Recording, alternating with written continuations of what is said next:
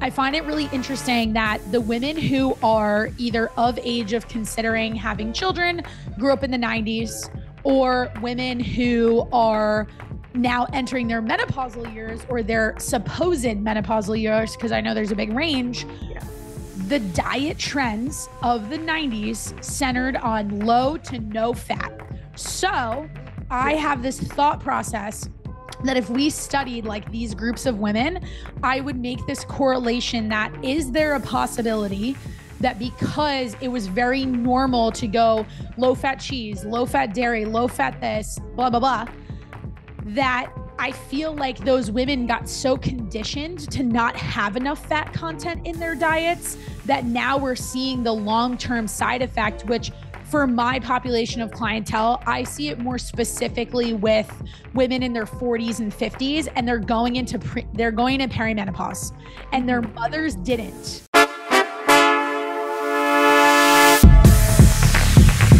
Let's link up with Krysta on The Fix. She's a wellness coach with a focus on mental well-being and physical strength.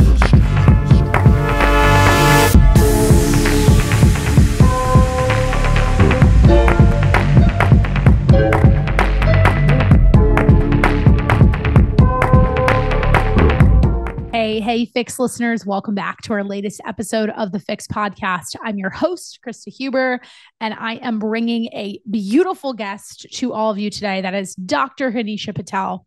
Hanisha and I go deep in this conversation on fertility, on motherhood, on being a woman, on the questions and unfortunate lack of information that women tend to receive from a medical perspective when it comes to pregnancy, when it comes to understanding fertility journeys, and just what their options are, and really trying to cultivate an environment that will help you have a quote unquote, let's call it easier pregnancy, or maybe a better experience when it comes to trying to get pregnant. We were chatting even before we hit record for this episode just about women's experiences and kind of the rise that fertility or infertility rates, I should say, are on, and what we can do, what kind of responsibility that both men and women should take in understanding why that is. We looked a lot at endocrine disruptors, and we also talked a ton about trauma. Hanisha opens up about her experience and her cultural upbringing, being from India and being raised by an Indian family, and then actually spending time. She, towards the end of the episode, and I actually said to her, I should have asked you this at the way beginning, but she decided not to go to medical school right away so that she could actually go experience Indian culture for herself and go there and learn a little bit more about this contrast between Eastern and Western medicine practices, and think about how she might infuse that into the work that she now does with her patients today. So I'm also really excited to share that Hanisha is launching an app, and it is officially live.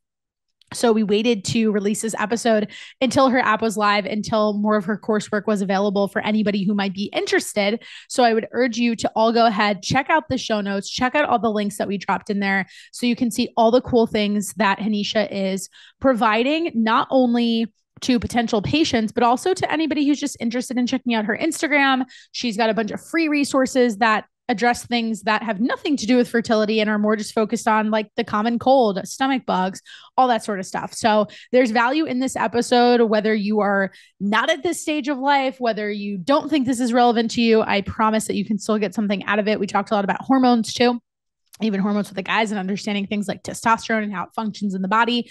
So just clear that she is a wealth of knowledge, that she does some really important work, some very tremendous work. And I'm just so honored to be able to provide this platform to educate myself, and then of course to educate all of you Fix listeners. So with that, let's welcome Dr. Hanisha Patel to the Fix podcast. Hanisha, welcome to the Fix podcast. I am so excited about this conversation.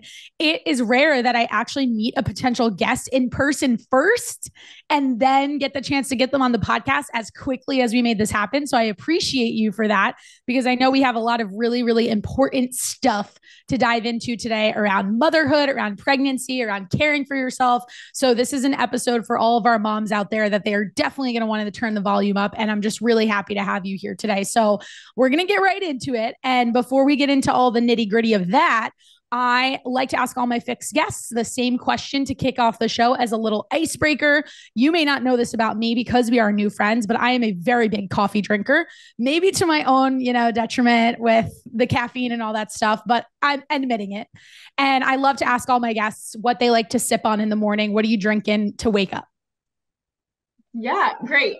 Well, first of all, thank you so much for having me. I am so excited. I mean, I loved meeting you, and I'm so excited we're doing this now. So thank you. Of course. And I am not a coffee drinker. I kind of figured you were going to tell me that. So tell me what you do instead. Yeah. So I have my matcha here. Nice.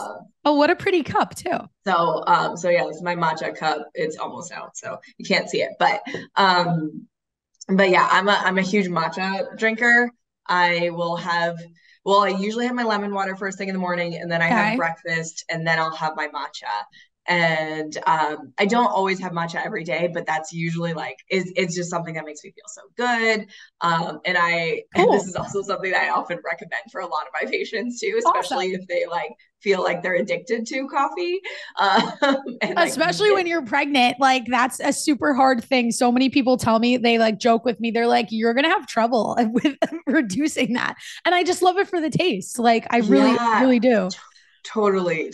Yeah. And so I'm not anti-coffee in any way. I'm we definitely don't want too much. And if you feel like you can't live without it, you can't get through the day without it, then maybe we need to address some things. But I love matcha because it also has something called L-theanine in it. So it has caffeine, but also L-theanine. And so it has a calming energy. So I always feel like I can get through the day and I'm ready to go, but also not super jittery. And that's what would happen with coffee for me all the time. I would get super anxious and I would get migraines and I felt terrible. So I had to shift. Oh, I got muted. Sorry. I was going to say matcha it is. I like it. So that's good. Very cool. I've never gotten into it myself, but every time somebody talks to me about it, I totally respect the benefits. I just have honestly never tried it. I've always kind of assumed I wouldn't like the taste, but that is me being super close-minded if I'm being really honest. I'm a huge matcha snob, so I could go on about it probably for a whole episode. And I love it so much, but a lot of matcha out there is not true matcha. And so it ends up being really bitter. And so when people talk about it tastes like grass. Yeah, that's why I've always assumed I wouldn't like it. Yeah, because it's not good quality matcha. And so that's why places like Starbucks, they'll add so much sugar to it to help with make it taste good. And so, but if it's good quality matcha, it actually is a little bit sweeter. And so that's something to look into. But I also it's still a little bitter. It's not it's not so is coffee. So that's what I was coffee, if you drink black coffee, and especially if you just first started drinking coffee, nobody likes coffee in the beginning, black coffee, you start with a frappuccino and then you move towards something else. No, so true. All right. Well, good to know. Well, when I want to get into my matcha making days, apparently you are my girl to go to. So I'm going to keep that in the back pocket. Love it. Anyone has questions about matcha, I'm cool. your girl. Amazing. Well, we know that you have more to the table than matcha too. So we're going to get into that. Just as a way of giving everybody some background, of course, go ahead, give us the short version of your resume, what you do, who you help, what your medical practice is like, because it is very unique. And I'm excited for the FYX listeners to really get to understand that. But as a way of introducing yourself to this audience, I like to really dive in on the hard-hitting questions with my guests.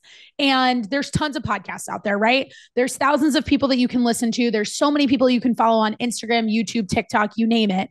But I really pride myself on being grateful and lucky enough to have some amazing guests on this show. And I always get the best responses to this question, so no pressure. But tell us who you are, who's Dr. Hanisha, but more specifically, why should we care about what you have to share with the listeners today? Oh, that is an amazing question. Amazing question. So my name is Dr. Hanisha Patel, of course. I am, I would say I'm a lover and a tree hugger first. Okay. And then I am a naturopathic doctor. But all of that, so I feel like everything that I do really connects. And so I feel like I have truly found my purpose, and that is to help people heal. And a part of that, like one of the things I always say is like my superpower is that I can heal generations because I help optimize couples' health and fertility before they even get pregnant. And so when I do that, there's so much research on something called epigenetics. Have you heard of that? Yes, I have, but I'd love for us to get into it. That's great. Super cool. So it's like the coolest thing ever. So epigenetics is where you can actually turn on or off certain gene expressions based on lifestyle factors. And so over 90% of chronic diseases are actually preventable. So we can turn off the gene. So if our parents, our grandparents dealt with diabetes or cardiovascular disease or whatever it might have been, we could turn that gene off based on whatever we're doing with our lifestyle. Cool. Right. So we can do that. We have the power. And so if we turn it off before we even have a child, we've already shifted their genetics. And so we hear a lot about how trauma is passed down through our genes and disease is passed down, but so is healing. So is healing. Right. And so I think that's really powerful. So that is why I love what I do every single day. And I'm so passionate about it. And I really do think that's my superpower. I am working to heal generations, and I get to support couples on that journey, and then I support women throughout their pregnancy and postpartum as well, because unfortunately there's a lot missing there, especially postpartum. Like we're just completely forgotten, and we're like, oh, you had a kid, now nobody cares about you. But when you're pregnant, you might get a lot of the care, like, oh, you're pregnant, like let me hold the door open for you, all the little things, which are great. But even then, there's a lot of things in our conventional system that is set up against us. And so that is something that I'm also really passionate about shifting and changing. And so that's why I created my holistic pregnancy course, to really shift that, be like, okay, so there are some medical interventions that are not only not necessary, but they're actually potentially leading to a medical cascade of interventions and side effects that can lead to more harm to the mother and the baby that we don't need. Yeah. And that we just don't need. There are some, of course, that we do need. Right. And so, just figuring out what is actually necessary and what is not is so confusing and hard. And so that's why I created this course to like break it down. I'm like, okay, let me help women feel more empowered in their bodies. But then I think the other missing part is when a woman is pregnant, again, the focus is all on the baby. We're such a baby-centric world. I love babies. I have a baby. I love them. Like, I am a huge fan of babies, but like what I realized way back in medical school, way back before I even had my own child, was I was like, if we just focused on the mom and her feeling good and her feeling healthy, then the baby will naturally be healthy. Right. Yeah. I was like, and it's kind of like a no shit sort of statement. Like the mother is the one carrying the baby. Like, right. Hello. So if we add stress to her life, if we, if we help her eat better, help her move better for her body, and like help her with the modifications. If we help these simple little things, we can go so far. And so actually I have a freebie that I offer for anyone who just signs up for my email list. Cool. And it's like essential supplements during pregnancy. And awesome. I talk about a lot of things in there. There's like supplements like choline, and choline helps with the baby's neurodevelopment, but also helps prevent gestational diabetes and preeclampsia in the women. Right. And so if a woman has any of these conditions while she's pregnant, that negatively impacts the baby. And so I'm like, if we are helping the woman feel healthy, right? Like, it's just like, we're helping mama, we're helping baby. And so, so this is what I'm so passionate about. And I don't even remember your question. I feel like perfect. I have so many ideas. No. This like, is fantastic. This is something that I'm like, I literally every single day, I'm like, I wake up and I'm like, I want to shift this. I want to support and empower women to feel like becoming, just for women in general, like our bodies are so magical, right? I think we also like, I could keep going on this, but like if our bodies are magical, even if before we before we get pregnant, like we go through a menstrual cycle and our hormones are shifting all the time. And it's honestly, when we learn to embrace that, like I don't know about you, I don't know if you experienced this, but growing up, like when I got my period, it was like, oh no, you have your period. This sucks. Like, it's just the, like it was like, welcome to the club that you didn't really want to be invited to, was like, exactly. And so it was just like, oh, it sucks being a woman because you have this period every month and you just got to deal with it. And I grew up thinking that, Sure. And then when I started learning how our bodies work and how amazing this like cycle of hormones affects our mental health and our brain health and our heart health and our bone health and all of these things, like I was like, wow, this is amazing. Like our bodies are truly magical. And we were just told that it's like, oh, it's just part of being a woman. It sucks, And I'm like, no, it's like when we understand our bodies, we can really start to understand how magical they are. Yeah, totally. There's so much in there that we can move through, but I want to go a little bit in order because I do want to go back first and foremost to what you said about healing. But I do want to put this out there too, so that if I say it, I'll remember to come back to it.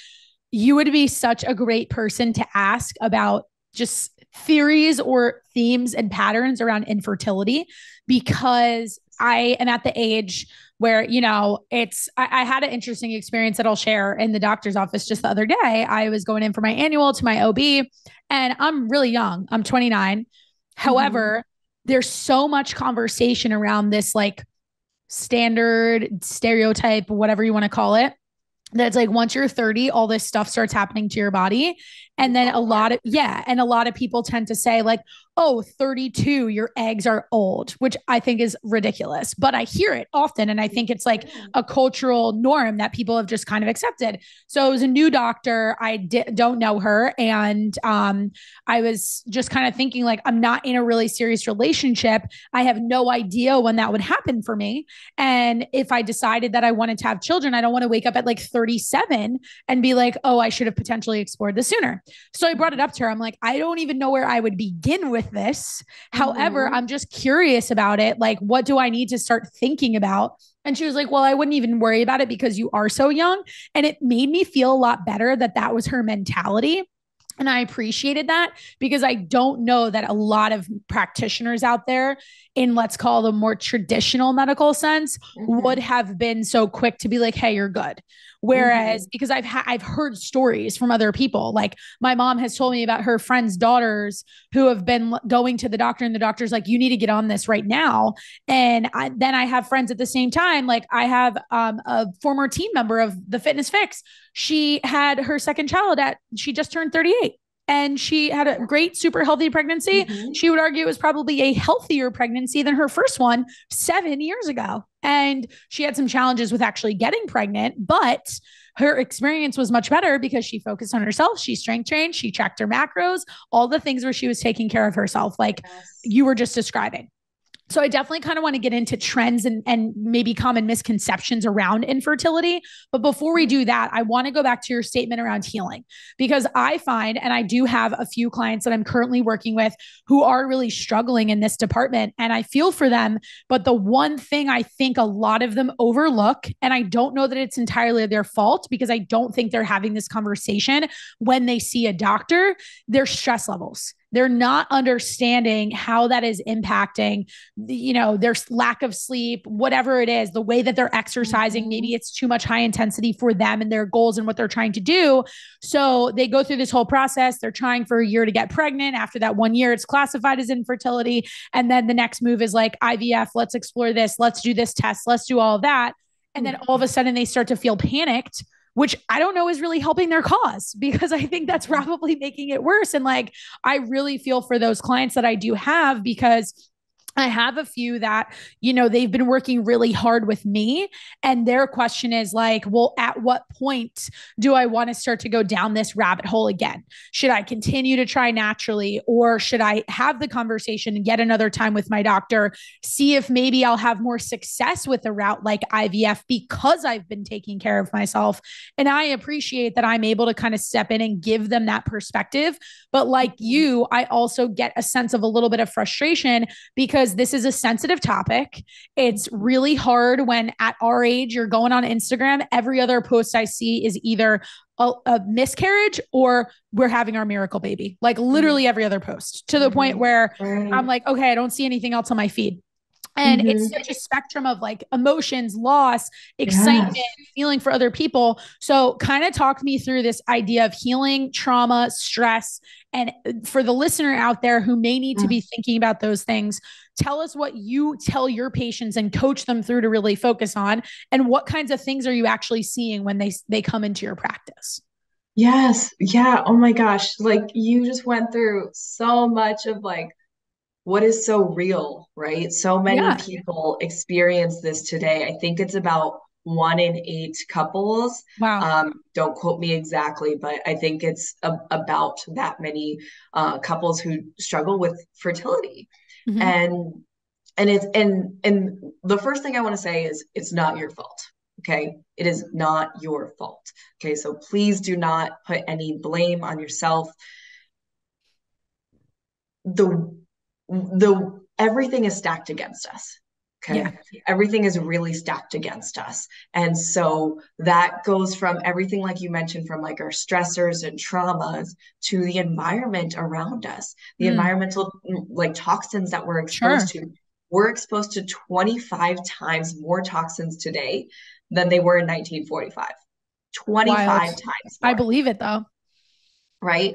And what these toxins do is, so for women, what a lot of these toxins, so something like BPA, we know BPA from plastic, right? What I do want to mention is BPA free things just have BPS or BPF in it. Okay. Those are the same thing as BPA. They do the same exact thing. So you still want to avoid I just say, try to just like, I have like my stainless steel water bottle. Yep. Me too. Glass water bottle, focus on that.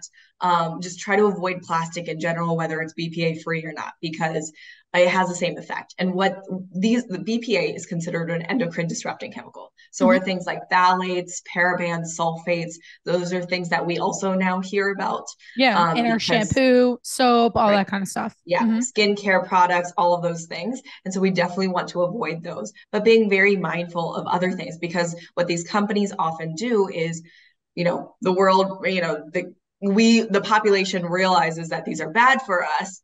And so then they remove those products and then add another one, just like the BPA free model, right? They're like, okay, there's no BPA in it, but there's BPS and BPF, right?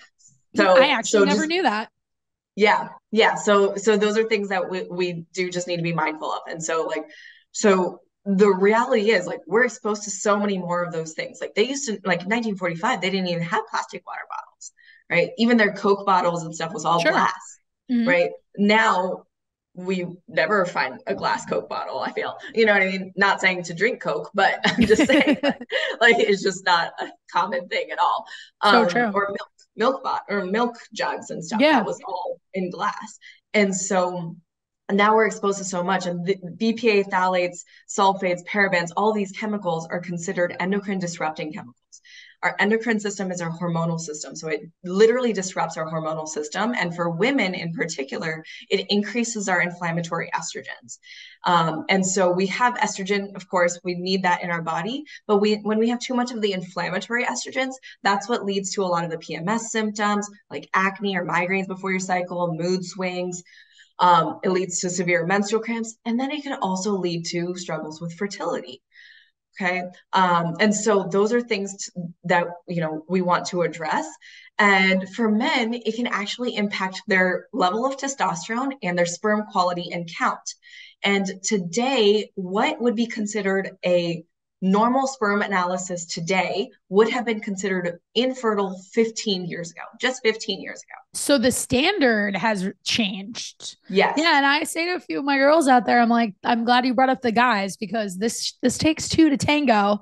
I think this is changing. I do think this is changing. I'm not going to throw anybody under the bus, but I have had this conversation with a few people recently. It's like, there's so much focus on the fertility side of things, looking at the female specifically. And it's not until I think there's a lot of struggle that the focus even then shifts to consider what might be going on with her partner. Right, right. 100%. And that's why so my program that I created, my fertility program, is literally called It Takes Two. Love it. Because, I didn't because even it know does that. take two. Oh yeah. No, yeah. It's called It Takes Two.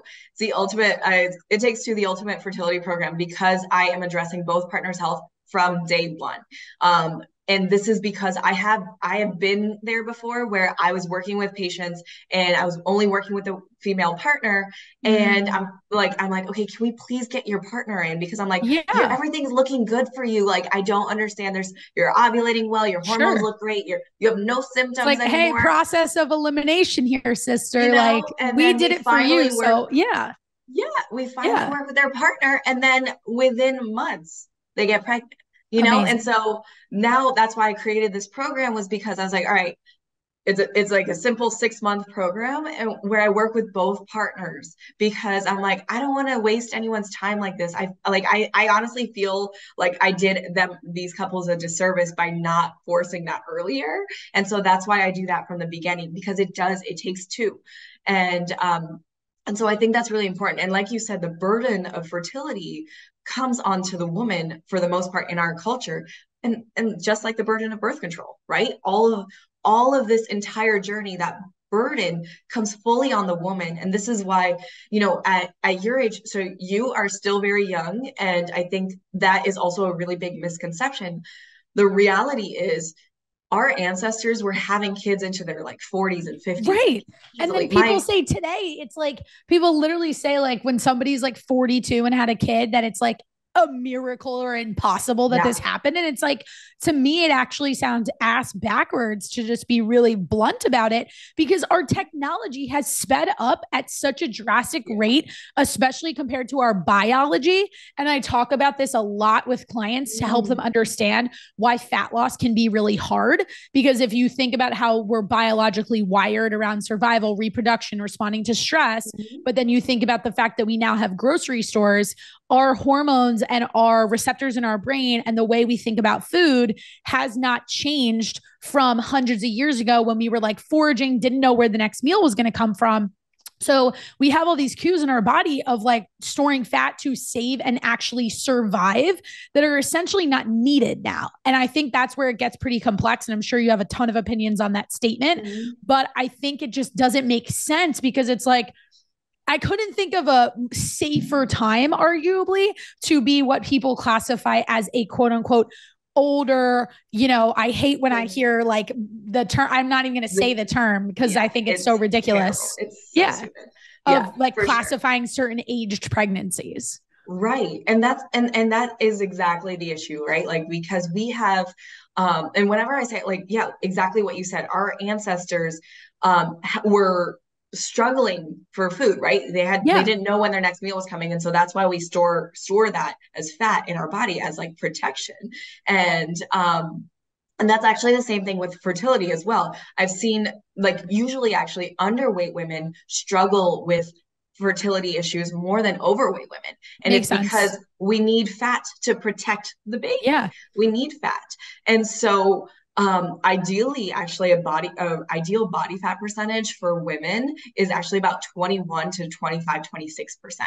And so I want all the ladies to hear that. So say that one more time, because the number of women I work with who see in-body scans that are anywhere from 26 to 30 something, and they freak the fuck out. So say that one more time so everybody can hear it. Ideally, our body fat percentage for optimal fertility should be around 21 to 26%. Cool. That is ideal. And so if you're under that, then we actually need to increase the fat. Yeah. And if you're above that, it's usually actually more okay, like I said, than being under. But it might affect other things. So like it could increase your risk of cysts and things like that. And so that's what we want to be mindful of. Okay. But in general, it's like it's totally normal. We need more fat in our body. When I was first started my healing journey, I had I did my body scan then, and I think I was like 18% body fat, and my hormones were a wreck. Like I wasn't ovulating for years. And let me ask you this question. Were you in medical school or your residency at the time that this was happening? I just started medical school. Okay. So how stressed out were you? Right. Right. Exactly. And yeah, we can totally go back to that point where you're talking about stress. Like, I think that is a really big piece that so often women forget about. And sometimes those stressors, like I'm all about managing that stress. Stress isn't going to go away, right? Like we can never get rid of stress. Exactly. Yeah, and it's actually good for us too. Like people need to understand there's a tipping point. It's not we're not chasing this like ridiculous zen, because there's an issue with low cortisol levels and everyone wants to be like, oh, high cortisol, like run. That's the problem. You actually need that for survival as well. Like if you were in the forest running from a bear and your cortisol and adrenaline didn't kick in, you'd have a real problem that's not going to end the way you want it to. And it's just there's this difference between the chronic stress versus these, short, minute, like acute states of stress that we do want to put the body under to teach it how to be adaptable. So important clarification. Like exercise, right? Like working out, like that is a good stressor. We need that. But of course, and you already mentioned this, like maybe too much exercise can also be problematic, right? So if you're overdoing the cardio, overdoing things, that could also be an additional stressor. Like it's finding where you are. And there are some of my patients who are like really, really low cortisol. They're super burnt out. And I'm like, let's like avoid the hit most days. I've been there. And focus on walking, and then we can move up. I was one of those people too. And now I do my HIIT workouts. I do everything now. And you probably feel better doing them. Like this is somewhat of a tangent around like, fertility in particular, but I have a lot of our clients inside the Fitness Fix program, or potential clients, are group fitness lovers. And that's all they know. That's what they're comfortable with. It makes them feel safe. They feel like they don't know what to do in the gym.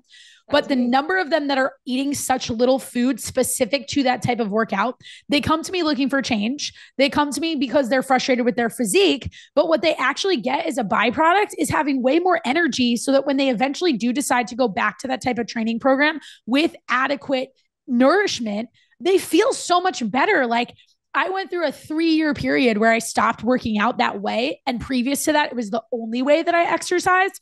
And I used to think that like I had to feel dead at the end of every workout. And that was like a sign of like success and like more benefit and results.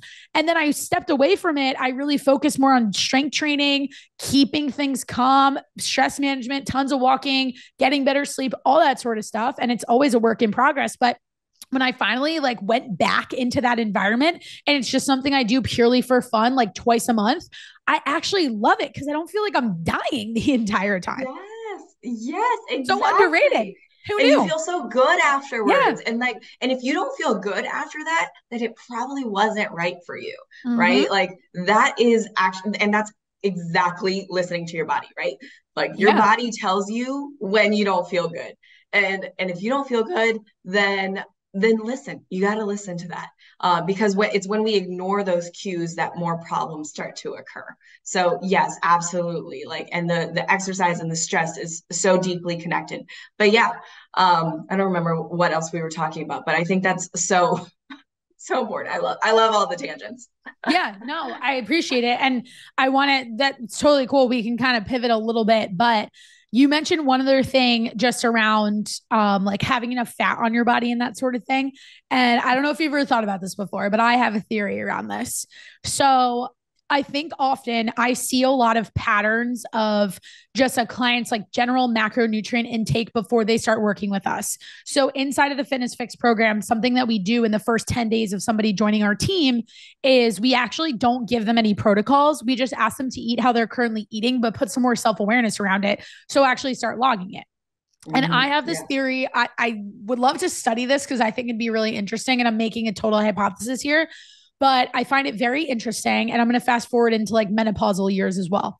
I find it really interesting that the women who are either of age of considering having children, grew up in the 90s, or women who are now entering their menopausal years or their supposed menopausal years, because I know there's a big range. The diet trends of the 90s centered on low to no fat. So I have this thought process that if we studied like these groups of women, I would make this correlation that is there a possibility that because it was very normal to go low fat cheese, low fat dairy, low fat this, blah, blah, blah, that I feel like those women got so conditioned to not have enough fat content in their diets that now we're seeing the long-term side effect, which for my population of clientele, I see it more specifically with women in their 40s and 50s, and they're going into perimenopause, and their mothers didn't. Like I always ask, did your mom go into menopause early? Because you talked about epigenetics and stuff. There's definitely something going on there for sure, like that pattern. But I just really would love to look at that, because it's just something I've had enough clients that I feel like I can make this correlation and notice this like widespread pattern. And it's because these women will track their food for a week. And granted, they go out to dinner, they freaking blow the fat macro content completely out of the water. Like, I want to be real about that. But on average, when they think they're being quote unquote good Monday through Friday, they're clocking in at like 45 to maybe 50 grams of fat. And I'm like, I don't even put clients there if they're in a calorie deficit and you're doing this on a daily basis. Like, what has been the potential long-term side effect for that? And I know you were specifically talking about like the amount of fat tissue on your body, but I want to be clear, when it comes to our hormones being optimized, fat is like a car. Like, it literally, like those fat, it binds to your hormones. It helps all the signals that need a fire from the brain to the rest of the body, to your different organs, your thyroid, all those things. So I just have to wonder if like there's something that happened along the way, because these low fat fads just started getting pushed as such big trends. And I'd be curious, just to bring you into this, how do you talk to your patients about their nutrition specifically? And is that something you've seen yourself? Yes. Oh my God. I'm like, woo, all of that, right? All of that. Because yes, healthy fats are something that I'm constantly preaching. And yes, absolutely. I would say, I won't say all, but just because I can't, but I would say probably most of my patients, are under eating. Like, whenever they come see me, they are just not eating enough food, definitely not getting enough healthy fats. And fat stabilizes your blood sugar, which also support, and like you said, it's a part of what supports your hormones to do its job and get to where it needs to. And if we don't have enough fat or protein is one of the building blocks for our hormones. If we don't have enough of that, which I feel like protein was always never demonized like fat was, but that can impact our hormones. And so that can impact our ability to conceive, our likelihood to reach menopause sooner, all of those things. And the reality is that we need those fats for everything in our body. And what I mean, I think that's a really fascinating theory, because I think it makes a lot of sense to me. I don't know for sure, but we need to study it, girl. Nobody's going to pay for that study, unfortunately, if we're being real. But I feel like there's a lot to it. I'm just going to keep working with that theory.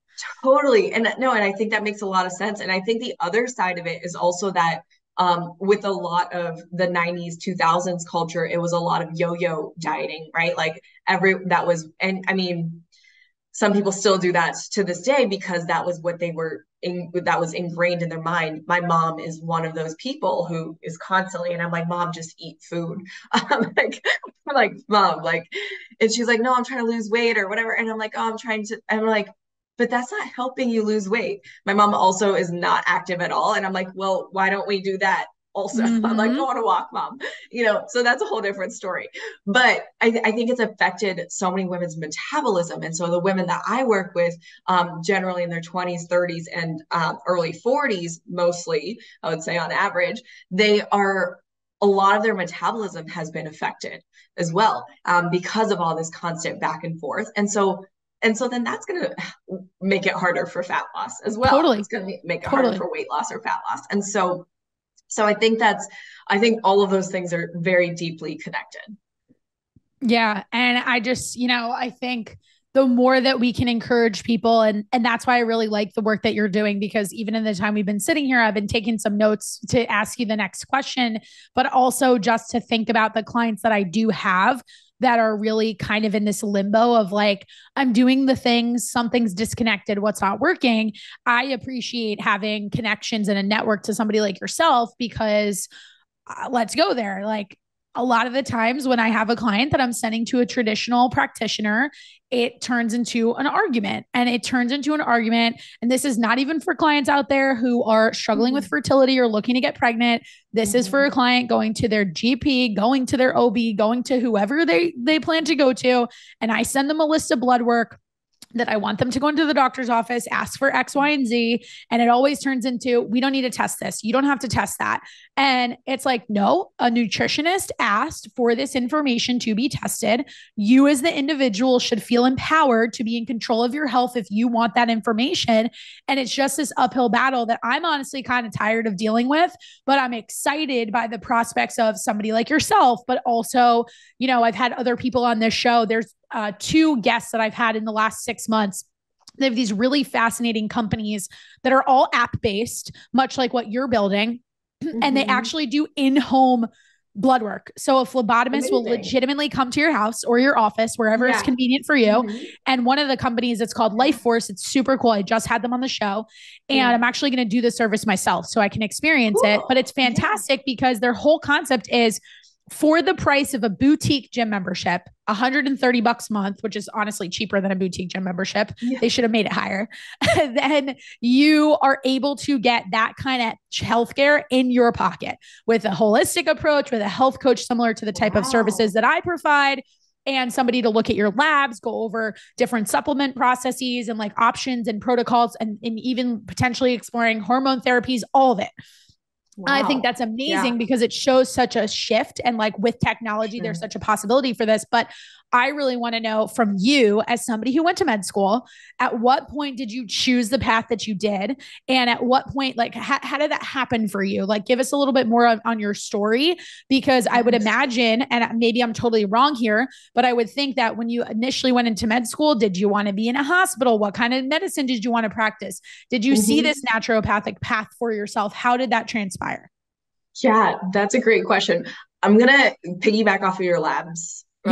The conversation on labs real quick, just because I do a lot of functional lab testing. I'm sure you do. A lot of like the hormone testing that I do is, have you heard of the Dutch test? Yeah, I've done it myself twice. Okay, amazing. So yeah, that's always something that I do for all my patients, especially on their fertility journey, but really like any woman. It's great. I learned so much about myself from doing it, but I learned so much more about my sex hormones specifically, because what I always try to remind people to understand about regular blood work too is like, it's just a snapshot of this 1 second on this one day. And if we can really see how you metabolize things, it can definitely open us up to figuring out, like, do you have a methylating issue? Like, is there something else that's going on? Like, that happened to me. I had, and I've shared this here on this podcast before, at one point I went through a pretty serious bout of depression and I had such bad insomnia that my testosterone levels were so low.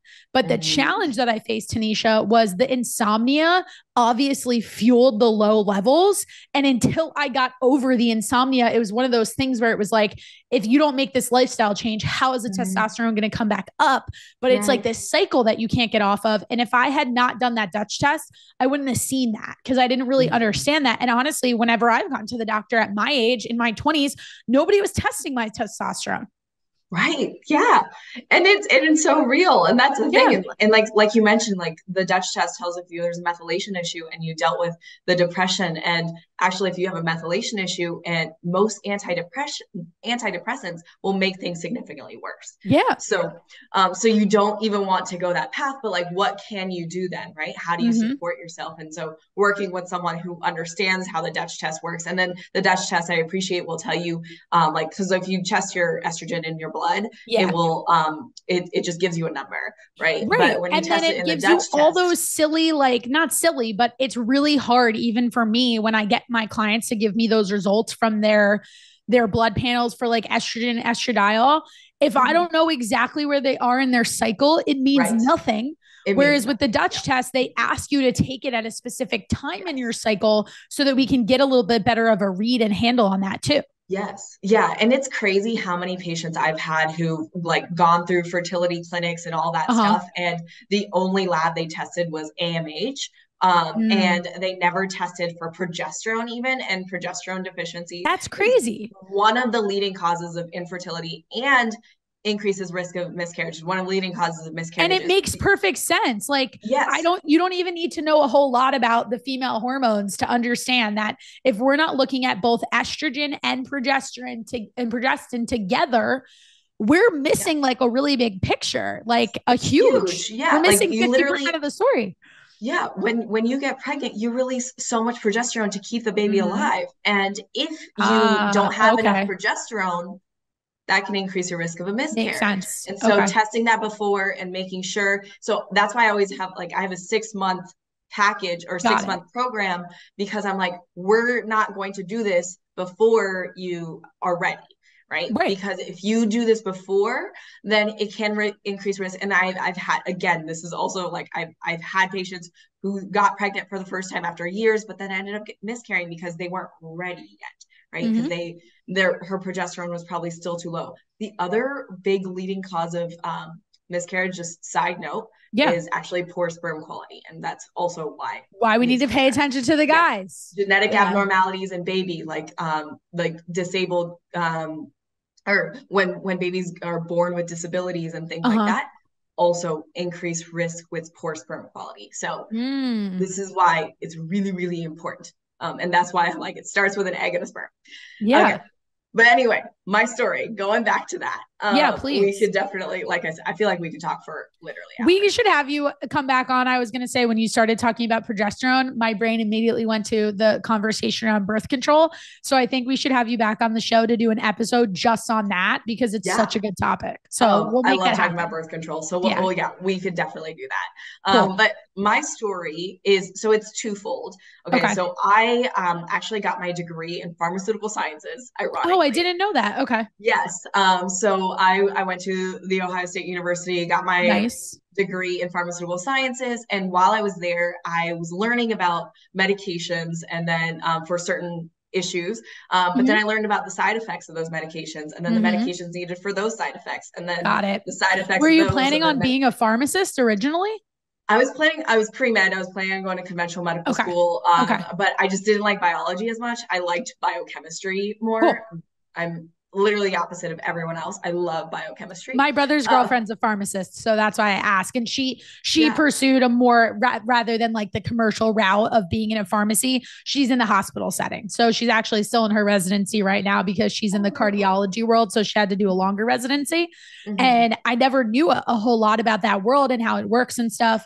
But it's always really interesting to talk with her about medications and like her ability to list off some of the side effects, like how fast she knows it. I'm like, this is so intriguing. And sometimes I like want to ask her opinion because we're on definitely different sides of the spectrum of like usage of medication versus like trying natural approaches. So it's more of like, I want to ask her this question to have a little debate and like see where she lands. There's a time and a place, right? There's a time and a place for everything. There are certain people, like if you're in the emergency room, that like if you got to that point, you probably she's seeing people at their, unfortunately, like the worst state of their health. Yeah, like it's at the end stage. And but so it's like so interesting. Like it's so fascinating. So so keep going for us. Like you went that route because you were interested in biochem, and then what happened? Yeah. So I learned about that vicious cycle, and I was like, that does not make sense. I was like, I don't want to be a person. Yeah. I was like, I don't want to be a person who's on a bunch of medications. And I don't think other people should have to either. I was like, there's got to be another way. And I did appreciate my professor. One of my professors, she was amazing. She's my favorite professor. She talked about the corruption within the pharmaceutical industry. She taught us about that, which was really amazing. Yeah. And so she taught us how, it was really, really cool to learn that from a pharmaceutical science professor, right? Like she's like, there's a lot, because she has really good intentions. You know, she isn't trying to just like make money off of this industry, right? She just wants people to get better. Educate. And that's the case, I think, for most pharmacists, most conventional doctors. They genuinely want people to feel better.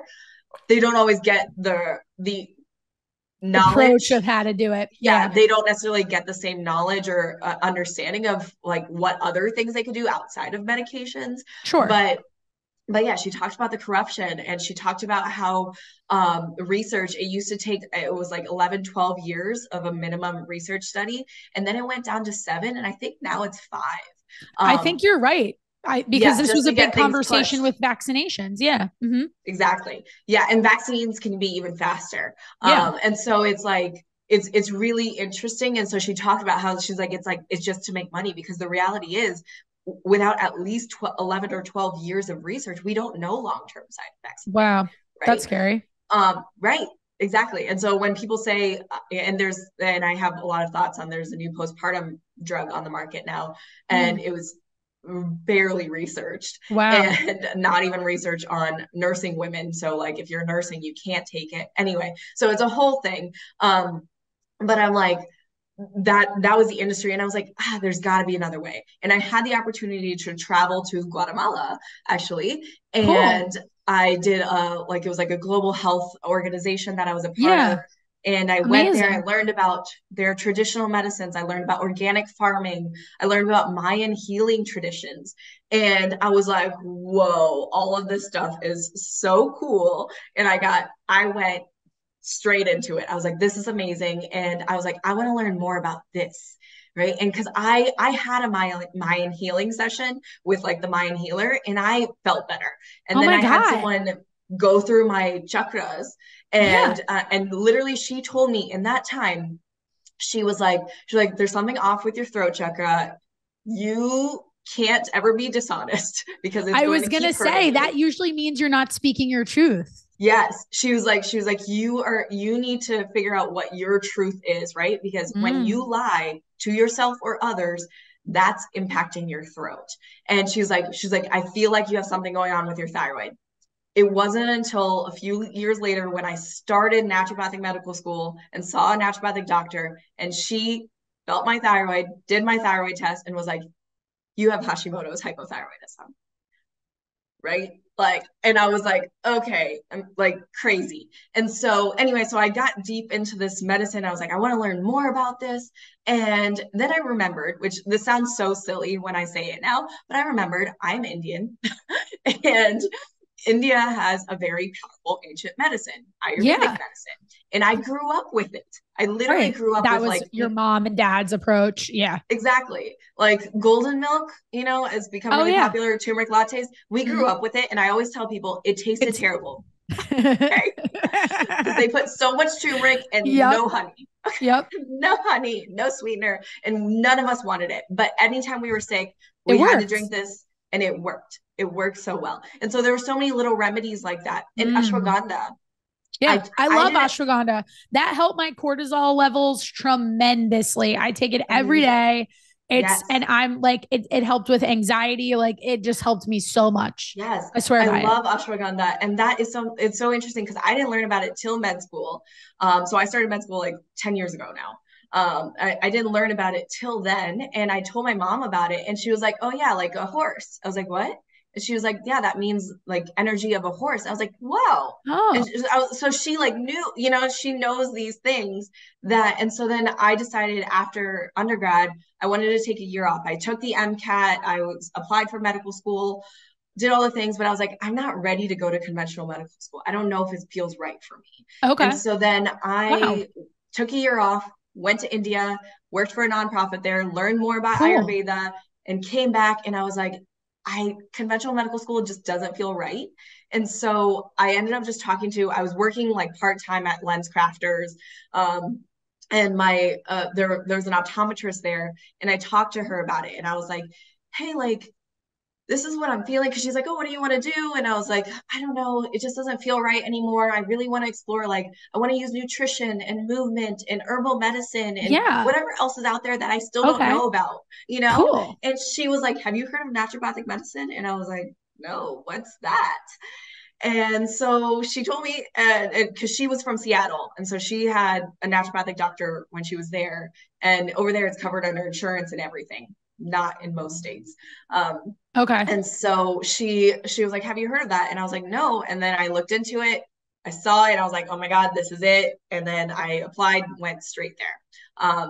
And then while I was there, I realized that my issues with constipation, abnormal periods, joint pain, brain fog, concentration issues, asthma, allergies, I realized that actually all of that was not normal because that's what the naturopathic doctor finally told me. They're like, it's not normal to have a bowel movement like once a week, right? And I'm like, oh, really? Because I've been dealing with it my entire life, and every doctor is just like, maybe it's your normal. I skip my period every few months, and my doctors are like, maybe it's just your normal because you're athletic. And I'm like, I'm not an Olympic athlete. Like No, you're not training enough for, first of all, you're not training enough for that to even like really add up. But even then, it's not ideal for those individuals either. Like exactly. We could get into the whole bodybuilding conversation around that one too. Right, exactly. Oh, I have a lot of bodybuilder patients who I'm sure you do because of their gut and hormones. Yep. But yes, like that is exactly it. I'm like, it didn't make sense. And so finally I discovered that. And then with the help of naturopathic medicine, I was able to really heal myself. And now I'm so grateful that I don't really experience any of those symptoms anymore. And I finally was able to experience optimal health and understood what that meant. And that's why I created my practice. My practice is called Mahan Health. Mahan in Sanskrit translates to great or the absolute best. Cool. And I love that. Yeah. And so that's why I was like, wow, I could experience great health. I finally was able to experience that. And so I'm so passionate now about helping others experience the same. And that's why now I created my membership program. So my practice is my one-on-one. I have another doctor in the practice. She specializes in gut health and autoimmune conditions. But now I created my membership program, and you saw my app.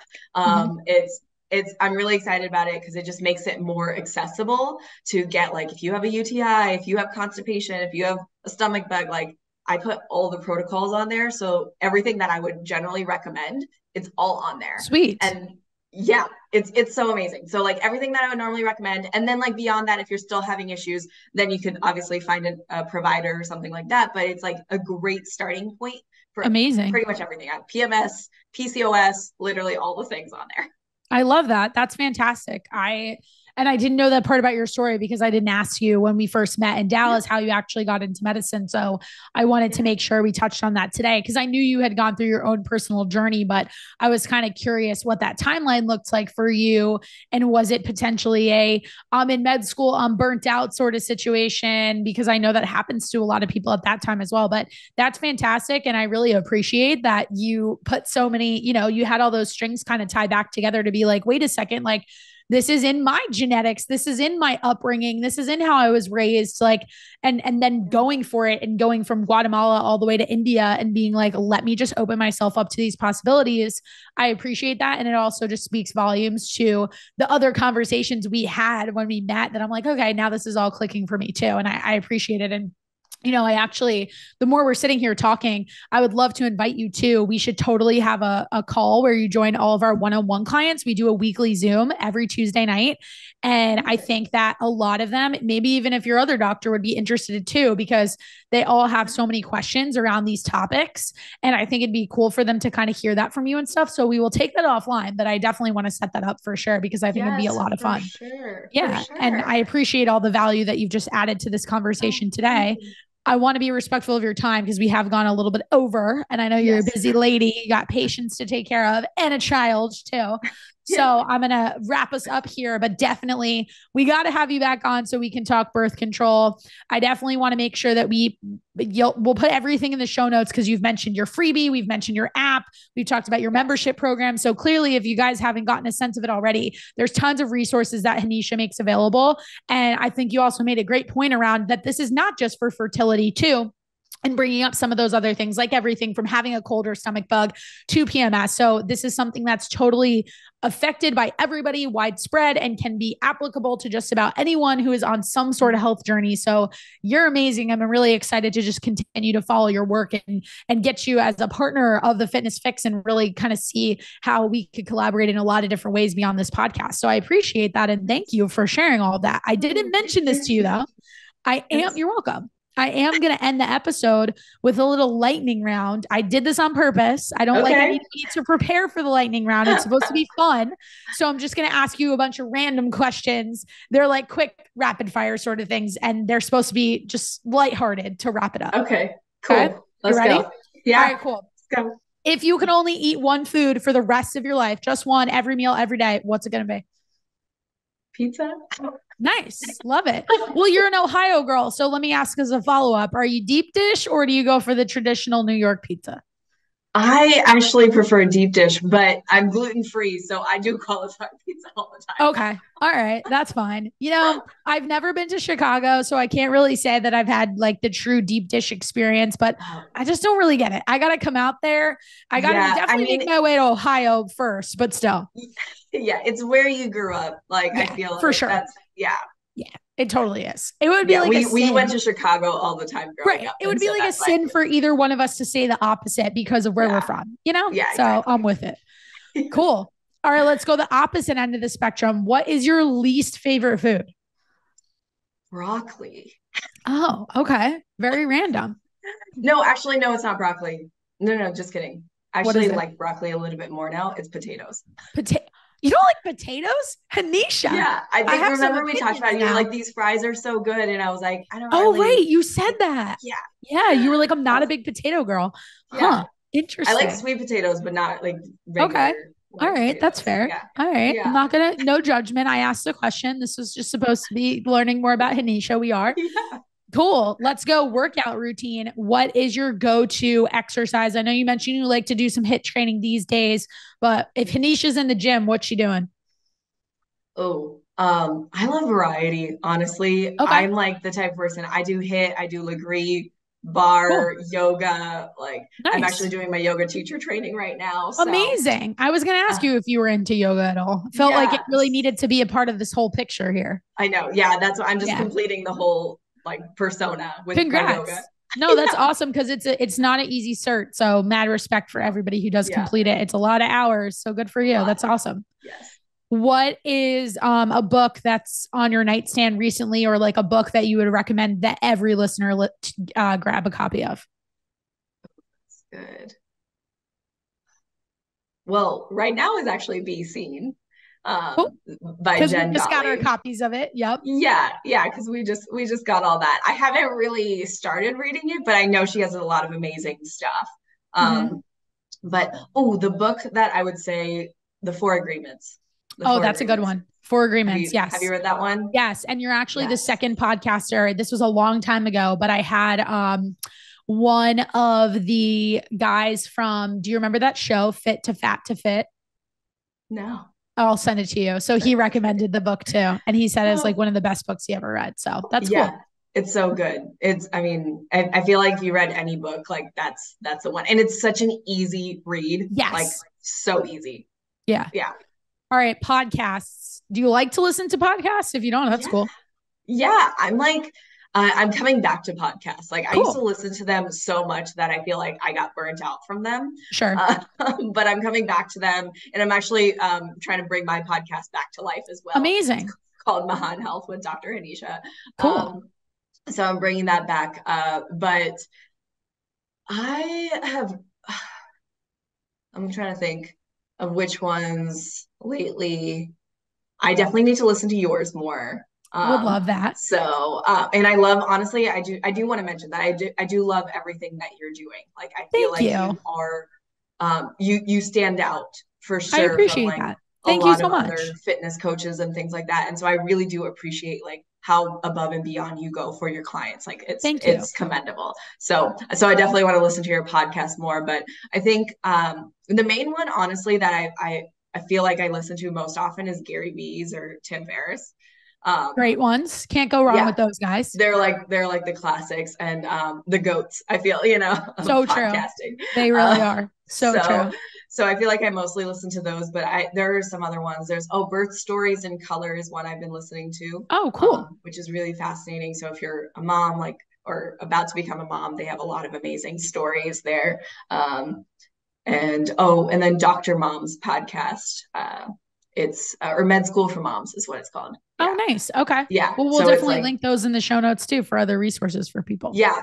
Med School for Moms. She's actually a colleague of mine and she's amazing. Great. She does naturopathic pediatrics. And so she teaches you all the things for your kids. Oh, awesome. So she's like the next step in the journey. Exactly. So I'm like, I focus on the mom and stuff. Yeah. And then it's like, all right, what do you do for your kids? She's nice. The one. I love that. That's awesome. All right. I got two final questions for you. Okay. These can be a little longer. So if somebody gets to the end of this episode, we covered a whole lot of ground. We know we're going to cover more in the near future. But if they could only take away one thing, what's the overarching message that you want somebody to leave this recording with? You have the power. You have the power to make decisions for your body, and you can advocate for yourself no matter what. So I just want you to remember that you have the power and your body is magic. Beautiful. I love it. And last but not least, tell everybody, we mentioned a few of the offers that you do have, but if somebody wants to find them, where are you on social media? Where can we check out your website? All that stuff that we will drop in the show notes too. For sure. So the main place I'm really active in terms of social media is Instagram. But my membership is somewhere where I'm going a little bit deeper with everyone. We do live Q&As once a month, but then there's a community forum in it too. So you could literally ask me questions anytime. But we also have 3 other doctors in there who are there to answer your questions. So yeah, it's a great place to get additional support. But Instagram on social media, I'm literally always posting on Instagram. I'm also on TikTok and Facebook and Twitter and Threads and all the things. Sweet. It's all Holistic Hanisha on YouTube, everything Holistic Hanisha. But I'm definitely, Instagram is my home. Perfect. Well, we will see you there because I'm the same. And then, of course, when this episode goes live, we're going to tag you and everything too. So all the listeners, it'll be easy for them to follow you. But Hanisha, thank you again. Thank you so much for your knowledge, for your time today. This was so much fun. We totally could talk for hours and hours. We're going to make this happen for episode round 2 for sure. And I'm excited for you to bring your podcast back to life so that I can drop it in my client community chats and all that sort of stuff, because I'm always looking for ways to educate them on other things that I need to learn more about. And I'm just so grateful to podcast because everything you taught me in the last hour, I wouldn't have had this conversation otherwise. And it's just one of the coolest aspects of podcasting that I don't know that people really appreciate unless they're doing it and doing it for a long time. So thank you for that. And for all the listeners out there, you guys know the drill, but we got to say it at the end of every episode. If you benefited from this in some way, or maybe you're not in the stage of life where you're necessarily concerned about fertility, pregnancy, that sort of stuff, based on the stats we shared, I guarantee you know someone who may be, and this could be the episode for them that really gives them a potential opportunity for hope and another path to pursue. But again, we also shared towards the end of this conversation just around a lot of Hanisha's other resources that have more to do with a lot of everyday things. So there's something in this for everybody. Leave us a review because that also helps with sharing the show and getting it referred to more people, suggested listening on Apple Podcasts, on Spotify, on all these platforms out there. So you're doing us a favor when you take literally 10 seconds to hit the review button. The hardest part for people half the time is they don't know where it is. So if you scroll down to the very bottom of this episode or go to the show and scroll down to the bottom, it's there. And with that, from wherever you guys are listening from, we hope you have a wonderful rest of your day and we will catch you next time. Thanks, Hanisha.